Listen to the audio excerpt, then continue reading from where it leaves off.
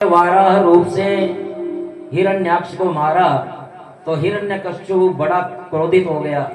भरी सभा में त्रिशूल उठा करके त्रक्ष, संबल, सदबाहु आदि दैत्य दानवों को बुला करके और कहा कि आपको ज्ञात है मेरे क्षुद्र शत्रुओं ने मेरे भाई को विष्णु से मरवा दिया है।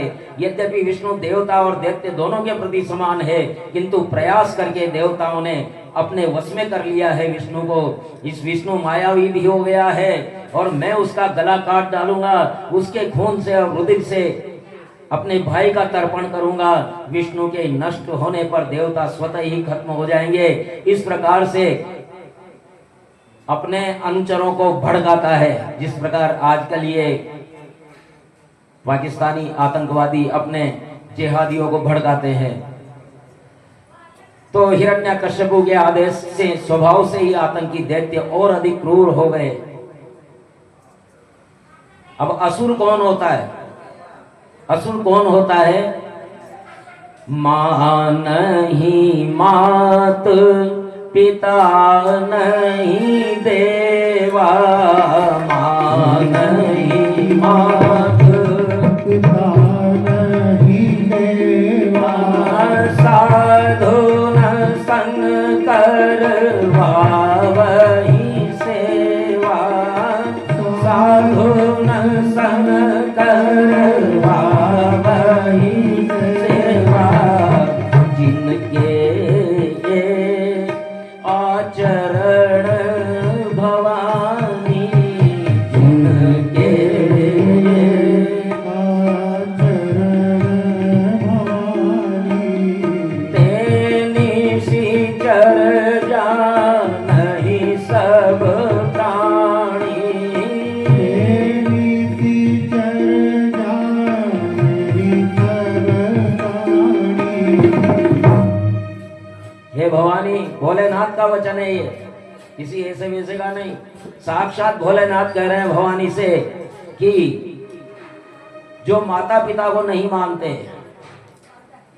जो देवों को नहीं मानते, साधुओं की सेवा करनी चाहिए लेकिन साधुओं से उल्टी सेवा करवा लेते हैं, और जिनके ऐसे आचरण है हे भवानी, उन्हीं को निशिचर जानना चाहते। उनके माथे में सींग नहीं उगते, राक्षसों के माथे में सींग नहीं होते हैं, उनके सींग अंदर ही होते हैं। और ये यही होते हैं कि वो न माता पिता को मानते हैं, न गुरु को मानते हैं, न देवताओं को मानते हैं, बल्कि जो भगवान के भक्त होते हैं उनकी मजाके बनाते हैं, उनको तरह तरह से यातनाएं देते हैं, वे ही असुर हैं। और ये जो हिरण्यकश्यप के दूत थे ये यही सब करने लगे। भाई हिरण्याक्ष की मृत्यु से संतप्त अपने भतीजों और भाभी रुषा भानु और अपनी माता दीति को गीता ज्ञान से मधुर वाणी से सांत्वना देता है और कहता है कि अब तो मुझे तपस्या करके और एक छत्र सम्राट बन जाना चाहिए, इतना शक्तिशाली हो जाऊं कि मेरे सामने कोई खड़ा ना हो सके। और फिर इस प्रकार वो निकला मंदरगिरी पर्वत पर जाकर के अंगूठे के बल पर खड़ा होकर के दोनों हाथ ऊपर, और वो वर्षों वर्ष तक तपस्या करता रहा, अंगूठे के बल पर खड़ा रहा, न खाना न पीना, वायु भी छोड़ दी। तपस्या के दौरान देवगण अपने पदों पर प्रतिष्ठित हो गए। बहुत काल तपस्या के बाद तपोवन से तप की अग्नि से नदी समुद्र खोलने लगे, द्वीप पर्वत सहित पृथ्वी डगमगाने लगी, ग्रह तारे टूटने लगे, आठों याम हिरण्यकश्यप की आवाज त्रिलोकी में गूंजने लगे।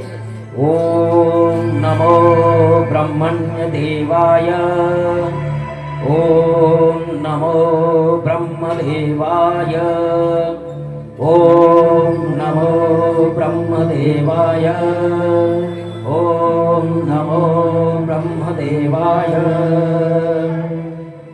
और उसकी तपन से पूरा ब्रह्मांड व्याकुल हो गया। और आप सर्वज्ञ हैं, फिर भी हम बता दें कि वो आपके पद को प्राप्त करना चाहते हैं। ब्रह्मा जी की शरण में गए, ब्रह्मा जी की शरण में जाकर के और उन्होंने कहा कि प्रभु हिरण्यकश्यप बड़ी भारी तपस्या कर रहा है और हम आपको बता दें यद्यपि आप सब कुछ जानते हैं, सर्वज्ञ हैं, लेकिन बता दें आपको कि वो आपका ही पद प्राप्त करना चाह रहा है और इसीलिए वो तपस्या से रत है। हे प्रभु, तवासनं द्विजगवां पारमेष्ट्यं जगत्पते भवाय श्रेयसे भूत्ये क्षेमाय विजयाय च। हे प्रभु, वो आपका आसन लेना चाह रहा है, जिसे हे युधिष्ठिर, देवताओं का निवेदन सुनकर के ब्रह्मा जी भृगु दक्ष आदि प्रजापतियों के साथ में हिरण्यकश्यपु के आश्रम पर गए। वहां केवल दीमक का चढ़ा टीला, दीमक चढ़ी हुई है टीले पर, उस पर घास बांस आदि बृहस्पति उग आई थी, उसी में से ध्वनि आ रही थी, ओम नमो ब्रह्मदेवाय। ओम, आप भी बोल सकते हैं, ओम नमो ब्रह्मदेवाय, ओम नमो ब्रह्मदेवाय। सांप की बांदी में से आवाज आ रही है, ओम नमो ब्रह्मदेवाय है। तो ब्रह्मा जी ने अपने कमंडलू से जल लिया और छींटा मारा और कहते हैं, उत्तिष्ठ उत्तिष्ठ भद्रं ते तपस्सिद्धोऽसि काश्यप वरदोऽहमनुप्राप्तो वीयतामीप्सितो वरः। छींटा मारा और बाम्बी को फोड़ करके वो बाहर निकला। ब्रह्मा जी के संजीवन छींटों से वो ऐसा लगा जैसे अभी अभी महल से आया है। और ब्रह्मा जी ने कहा, क्या मांगता है बेटा, मांगो, क्या दे, क्या चाहिए तुझे। और तुम्हारी इस तपोनिष्ठा ने मुझे वश में कर लिया है, बताओ क्या वरदान दूं मैं तुम्हें। और इस प्रकार आंखें खोलते ही हिरण्यकश्यप ने हंसारूढ़ ब्रह्मा जी को देखा, आनंद आंसुओं से सारा शरीर पुलक उठा, स्तुति की। कल्पान्ते काल सृष्टेन योऽन्धेन तमसावृतम् अभिज्ञनग जगदितं स्वयं ज्योतिस्वरोचिषा। नमः आद्याय बीजाय ज्ञान विज्ञान मूर्तये प्राणेन्द्रिय मनोबुद्धि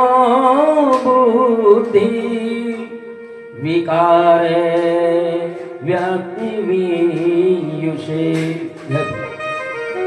हे प्रभु, आप सृष्टि के आदि बीज हैं। हे प्रभु, प्राणेंद्रिय मनोबुद्धि और विकार सब कुछ आपका ही है। हे प्रभु, जे प्रहलाद उच्च इस प्रकार वरदाताओं में श्रेष्ठ, आपसे क्या मांगू। ब्रह्मा जी ने कहा कि नहीं नहीं, मांग तो क्या मांगता है। तो पहला वरदान मांगा कि आपके द्वारा बनाए गए किसी भी प्राणी, मनुष्य हो, पशु हो, देव हो, दैत्य हो, नाग हो, किसी से भी मेरी मृत्यु ना हो। न मैं घर के भीतर मरूं, न बाहर मरूं, दिन में मरूं न रात में मरूं, अस्त्र से मरूं न शस्त्र से मरूं, पृथ्वी में आकाश में कहीं भी मेरी मृत्यु ना हो, क्योंकि कोई भी युद्ध में मेरा सामना न कर पाए। इंद्रादि लोकपालों की जैसी महिमा है वैसी ही महिमा मेरी भी हो जाए। इस प्रकार दुर्लभ वर मांगने पर ब्रह्मा बोले, ताते में दुर्लभा पुंसा यान वृणीषे वरम मम तथापि वितराम्यश्च वरान यद्यपि दुर्लभा। यद्यपि ये दुर्लभ वर है, लेकिन फिर भी मैं तुम्हें यह वर दूंगा। और ब्रह्मा जी के वरदान से हिरण्यकश्यप उन्मत्त हो गया और उसने सभी दिशाओं को जीत लिया, लोकपालों की पद और शक्ति सब छीन ली और अब स्वर्ग में भी निवास करने लगा। देव दानव उसकी वंदना करते, उसके भय से सब घबरा गए। लोकपालों ने भगवान की शरण ली। हे प्रभु त्राहि माम, त्राहि माम, पाहि माम, पाहि माम, हे प्रभु। जब देवता लोगों ने प्रार्थना की तो हरिवाणी सुनाई दी, डरो मत, डरो मत। ज्ञात में तस्य दौरात्म्यं देते आय सदस्य च तस्य शांति करिष्यामि कालं तावत् प्रतीक्षित। घबराओ मत, मुझे पता है आप जो कह रहे हैं, मुझे पता है, मुझसे कुछ भी छिपा हुआ नहीं है। लेकिन दुष्टों का समय की प्रतीक्षा कीजिए। दुष्टों का अंत तभी होगा जब यदा देवेषु वेदेषु गौसु विप्रेषु साधुषु धर्मे मयि च विद्वेष सवासु विनाश्यति। देवों का, वेदों का, गायों का, ब्राह्मणों का और साधुओं का कोई विरोध करने लगता है, धर्म का विद्वेष करने लगता है, तो वो अपने आप ही नष्ट हो जाता है। जब ये वेरहीन शांत और महात्मा अपने ही पुत्र से वेर करेगा तो उसका अनिष्ट अपने आप ही हो जाएगा। इसलिए इस प्रकार आश्वासन दे करके और पहुंचते हैं और उनके सबसे छोटे पुत्र का नाम, वो महाभागवत थे, जन्मजात भक्त थे। ब्रह्मण्य शील संपन्न सत्य संधो जितेन्द्रिय आत्मवत् सर्वभूतानां मैक प्रिय सुहतमा।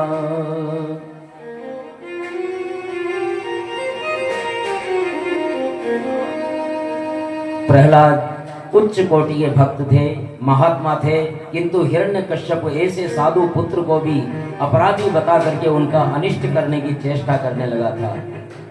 युधिष्ठिर ने पूछा कि अच्छा, युधिष्ठिर और नारद का संवाद चल रहा है, कहाँ? युधिष्ठिर के राजसूय यज्ञ में।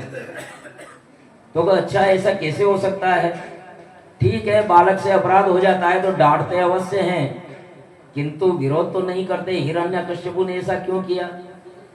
नारद बोले कि देवगुरु शुक्राचार्य के दो पुत्र थे, षंड और अमर। तो राजमहल के पास रहकर ही राजकुमार और दैत्य बालकों को राजनीति, अर्थनीति पढ़ाया करते थे। गुरुजी जो भी बताए कंठस्थ प्रहलाद जी को, और जो बताते हैं कंठस्थ कर ले, वो शिष्य बड़ा प्यारा होता है गुरु को। गुरुजी ने मन में सोच लिया कि अरे सबसे मेधावी शिष्य तो यही है, और बड़ा लाड़ प्यार करते। जो भी बताते गुरुजी तुरंत बता देते। एक बार हिरण्यकश्यपु ने उन्हें अपने दरबार में बुलाया, षंड अमर को लेकर के गए कि इनाम मिलेगा क्योंकि हमने अच्छा पढ़ाया है राजकुमार को। तो इस प्रकार वहां गोद में बिठा करके और पूछा, बेटा, हम भी, हमारा बच्चा जब पहली बार स्कूल जाता है तो पूछते हैं ना, क्या बेटा स्कूल में क्या हुआ, पढ़ाया, क्या पढ़ाया? अच्छे अनाल। जब वो तोतली भाषा में बोलता है तो बड़ा अच्छा लगता है। प्रहलाद भी उनसे माथे पे हाथ रख करके पूछ रहा है, बेटा गुरुकुल में क्या पढ़ा?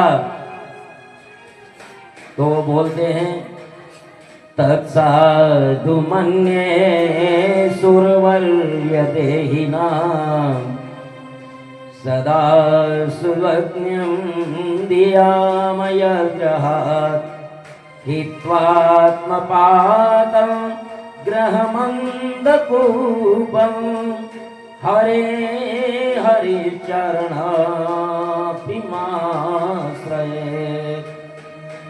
देखो, साधुओं की संगत सबसे बड़ा फल है और भगवान नारायण के चरणों में ही स्वर्ग है।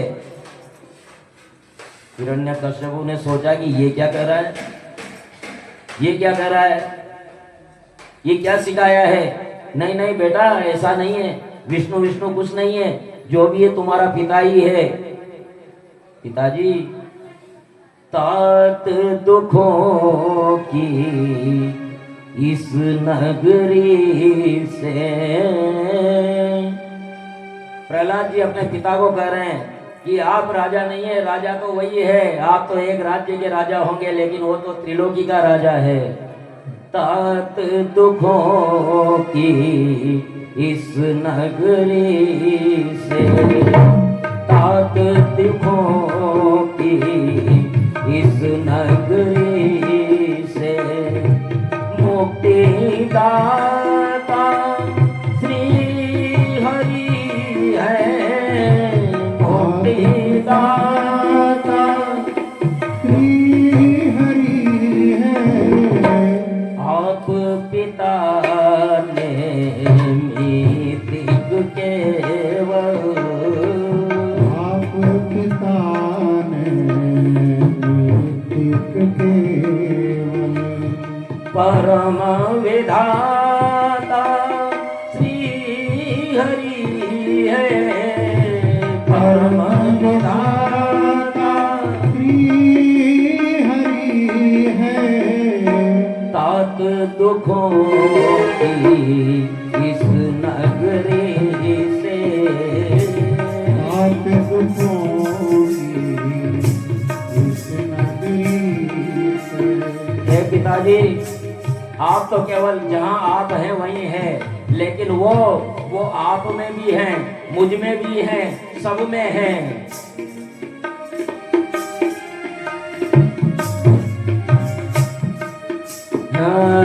जो सब में है, सब है उसमें, जो सब में है, सब है उसमें।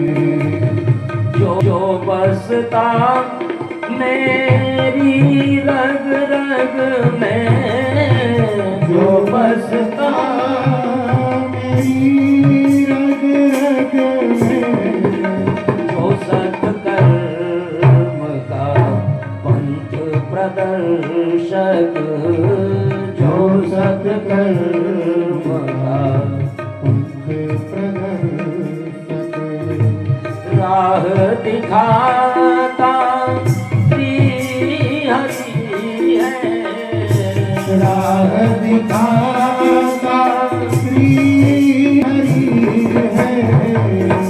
तात दुखों की इस नगरी से, तात दुखों की नगरी, मुक्ति दाता श्री हरि है, मुक्ति दाता श्री हरि है। आप पिता ने मीतिक केवल, आप पिता ने मीतिक केवल, जगत विधाता श्री हरि है, परम विधाता श्री हरि है। तात दुखों की इस नगरी से। जय हो, बोलिए श्री हरि भगवान की।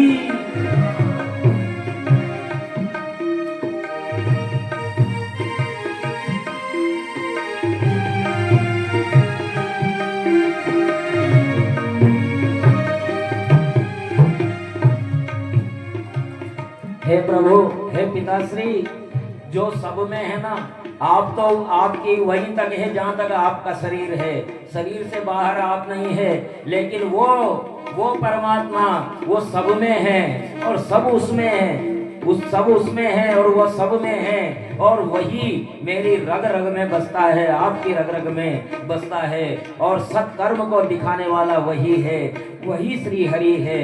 हे प्रभु, आप एक राज्य के राजा हैं, लेकिन उसका क्या कहे, उसके तो एक एक रोम में करोड़ों करोड़ों ब्रह्मांड है, आप उनकी क्या समता करेंगे। कोटि कोटि ब्रह्मांड रोम में, कोटि कोटि ब्रह्मांड रोम में, सर्वव्यापी है ब्रह्म ओम में, सर्वव्यापी है ब्रह्म ओम में, परम सत्य जिसका परिचय है, परम सत्य जिनका परिचय है, अंतिम सत्ता श्री हरि है, अंतिम सत्ता श्री हरि है, तात दुखों